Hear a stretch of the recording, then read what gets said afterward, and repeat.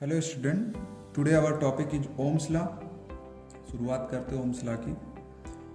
So basically Ohm's law क्या है कि किसी सर्किट में फ्लो होने वाले करंट और वोल्टेज के बीच रिलेशन बताता है। डेफिनेशन क्या है ओम्स लॉ की? According to Ohm's law the current flow through a conductor is directly proportional to the potential difference eight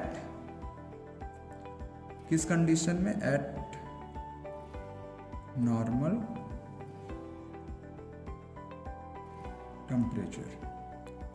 that's mean जो वोल्टेज होता है वो डायरेक्टली प्रोपोर्शनल होता है करंट आई के।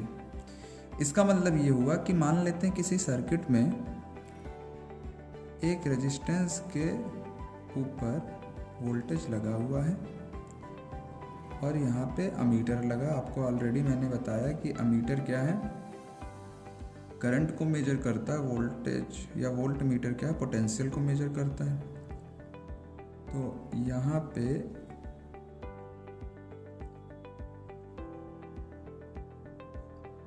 एक वेरिएबल रेजिस्टेंस हमने लगा दिया जिसकी वजह से वोल्टेज की वैल्यू चेंज होगी।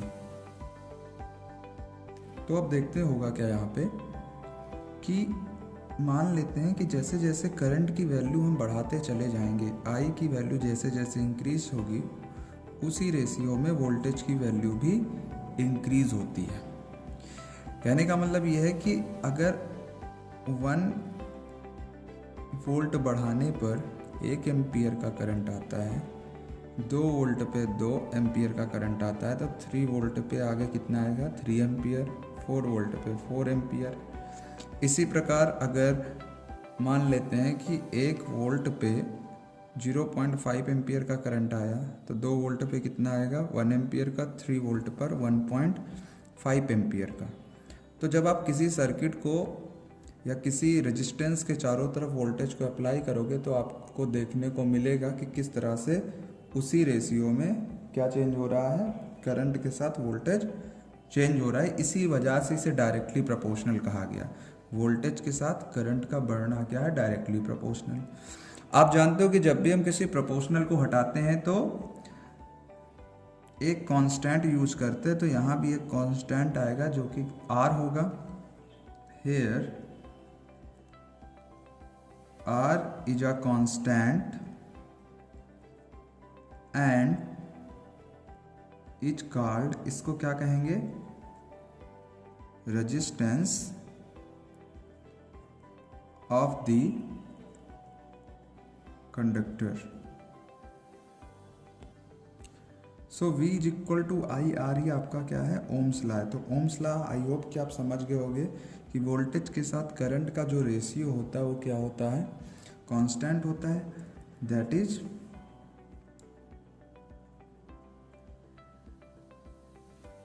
Graph of voltage versus current V versus I have a straight line, straight line। जैसे कि अगर हम voltage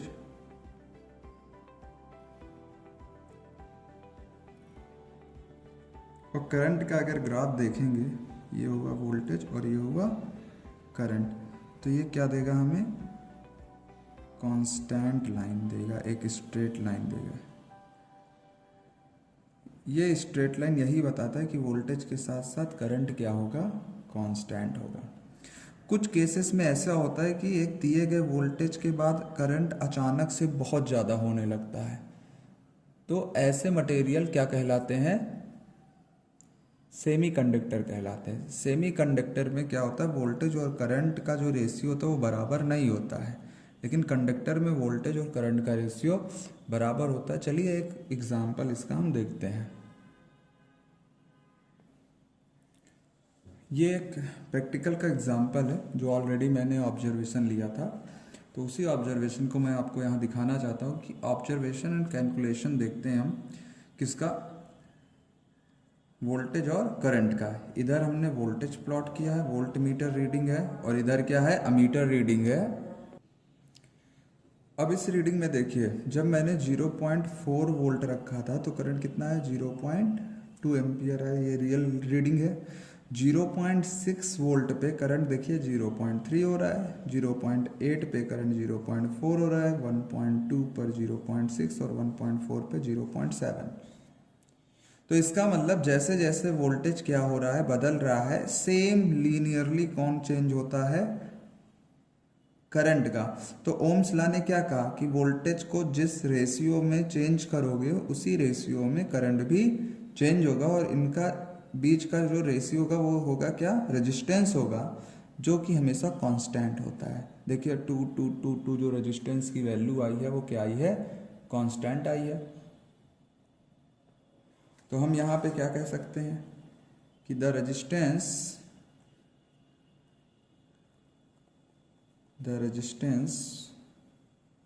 of a conductor is constant। किसी भी कंडक्टर का जो रेजिस्टेंस है वो कांस्टेंट रहता है, और उसको क्या लिख सकते हैं, R is equal to voltage by current. अब हम आगे पढ़ेंगे रेजिस्टेंस R क्या होता है। Let's see resistance. जिस प्रकार जब कोई गाड़ी मोशन करती है किसी रोड पर, तो रास्ते में उसके क्या पड़ता है, ब्रेकर पड़ता है, तो गाड़ी की स्पीड को डाउन कर देता है। इसी तरह से किसी सर्किट में रेजिस्टेंस होता है।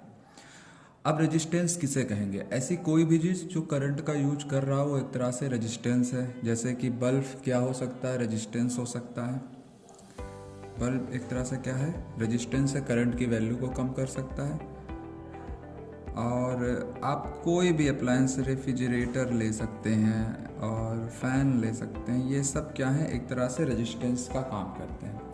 कभी कभी हम मार्केट से रेजिस्टेंस अलग से खरीद के लगा देते हैं। क्यों? क्योंकि हमें सर्किट, मान लेते सर्किट के इधर कुछ करंट है, सर्किट की दूसरी तरफ हमें करंट कम चाहिए, तो उसके बीच में रेजिस्टेंस लगा देते हैं, जिसकी वजह से पूरी सर्किट में करंट की वैल्यू कम हो जाएगी। तो इस तरह से आप समझ सकते हो रेजिस्टेंस एक तरह से क्या है कि सर्किट में रुकावट। सो resistance, the resistance is the hindrance in the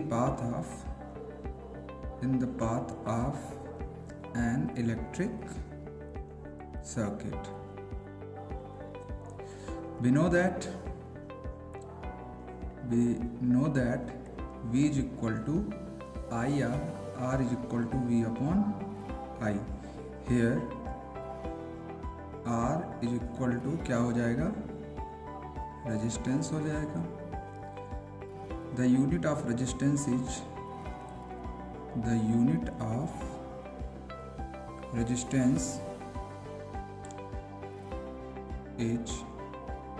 Om. Resistance की यूनिट क्या होती है, ओम होती है। उसका सिंबल इस तरह से होगा। Okay, so R is equal to होता है V अपॉन I। अगर V की वैल्यू 1 वोल्ट कर दी जाए और करंट I की वैल्यू 1 एम्पियर करंट हो जाए, तो R is equal to 1 volt upon 1 ampere is equal to क्या आएगा, 1 ओम आएगा। तो 1 ओम का डेफिनेशन क्या होगा कि 1 ohm is equal to 1 volt by 1 ampere.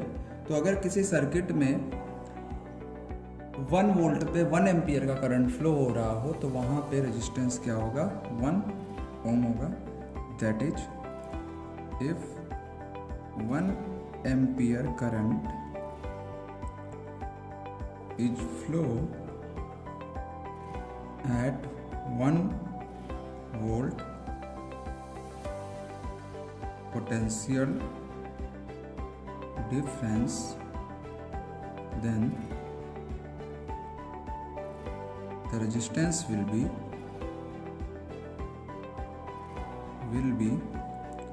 1 ohm। तो इस तरह से हम 1 ओम का डेफिनेशन दे सकते हैं। तो आज हमने क्या सीखा, ओम्स लॉ किसे कहते हैं और 1 ओम क्या होता है। Thank you.